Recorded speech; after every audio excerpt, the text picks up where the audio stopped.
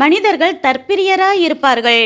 எசேக்கியா சீக்கிரத்தில் இறந்து போவார்னு ஏசாயா தீர்க்க தரிசனம் சொன்ன உடனே தேவனிடம் அழுது ஜெபிச்சு 15 வருஷங்களை கூட்டச் செய்த எசேக்கியா தான் வியாதியிலிருந்து குணமான சாட்சியை சொல்லி தேவ நாமத்தை மகிமைப்படுத்தாம பாபிலோனிலிருந்து வந்தவர்களுக்கு தன் பெருமைக்காக அரண்மனையை சுத்தி சுத்தி காட்டியதால் அவன் மகன் மனாசே காலத்தில் மனாசேயும் எல்லா பொருளும் கொள்ளையிடப்பட்டு பாபிலோனுக்கு கொண்டு போகப்படும்னு தீர்க்க தரிசனம் வந்த உடனே நானே காரணம்னு தெரிஞ்சும் நான் சமாதானத்தோட சந்தோஷமா இருப்பேன், அதுவே போதும்னு சுயநலமா நினைச்சு மறிக்கிறாரு.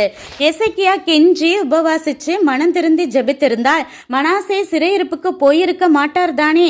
அதே போலதான் இப்பவும் நிறைய பேர் என்ன பாவம் செய்தாவது தான் சந்தோஷமா இருந்தா போதும், யார் பாதிக்கப்பட்டா எனக்கன்னேன்னு நினைக்கிற சுயநலவாதிகள் அவங்களுக்கும் உதவி தேவைப்படும் போது மனுஷ தயவு கிடைக்காதபடி தேவன் செய்வான்னு உணர்ந்து எச்சரிக்கையா இருங்க.